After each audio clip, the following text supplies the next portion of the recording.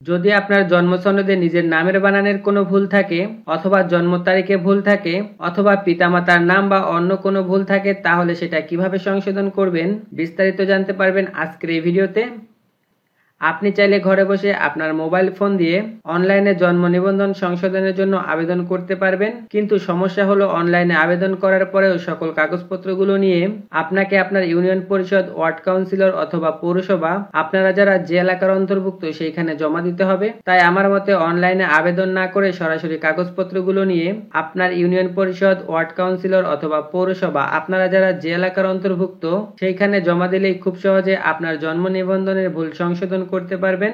জন্ম নিবন্ধন সনদ সংশোধন করার জন্য সাধারণত জাতীয় পরিচয়পত্র, শিক্ষাগত যোগ্যতার সার্টিফিকেট, মেম্বার বা চেয়ারম্যানের প্রত্যয়নপত্র এবং বিশেষ ক্ষেত্রে মেডিকেল সার্টিফিকেট ও পিতামাতার জন্ম নিবন্ধন বা জাতীয় পরিচয়পত্র, হোল্ডিং ট্যাক্সের রসিদ ইত্যাদি প্রয়োজন হয়। আপনার যদি নিজের নাম বা জন্ম তারিখের ভুল সংশোধন করতে চান, তাহলে আপনার যদি জাতীয় পরিচয়পত্র থাকে সেটা লাগবে। জাতীয় পরিচয়পত্র যদি না থাকে তাহলে আপনার শিক্ষাগত যোগ্যতার সার্টিফিকেট লাগবে। এটাও যদি আপনার না থাকে তাহলে আপনার টিকা কার্ড বা হাসপাতালের সনদ লাগবে। এই তিনটা ডকুমেন্টের যে কোনো একটা ডকুমেন্ট দিয়ে আপনি আপনার নিজের নাম বা জন্ম তারিখ সংশোধন করতে পারবেন। আর আপনি যদি আপনার পিতামাতার নামের ভুল সংশোধন করতে চান, তাহলে আপনার পিতামাতার জন্ম নিবন্ধনের ফটোকপি লাগবে, সাথে তাদের জাতীয় পরিচয়পত্রের ফটোকপি লাগবে।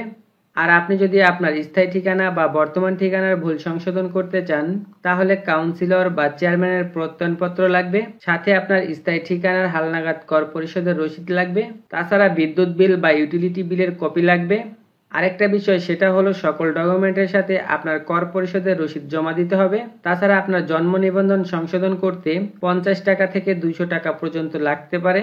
এই সকল কাগজপত্রগুলো জমা দেওয়ার পরে 1 থেকে 2 সপ্তাহের মধ্যে আপনি আপনার জন্ম নিবন্ধনের সংশোধিত কাগজটি পেয়ে যাবেন। তো এতক্ষণে বুঝে গেছেন কিভাবে জন্ম নিবন্ধন সংশোধন করবেন এবং সংশোধন করতে কি কি কাগজপত্র লাগবে এবং সেগুলো নিয়ে আপনি কোথায় যাবেন, কি করবেন এবং জন্ম নিবন্ধন সংশোধন করতে কত টাকা লাগবে।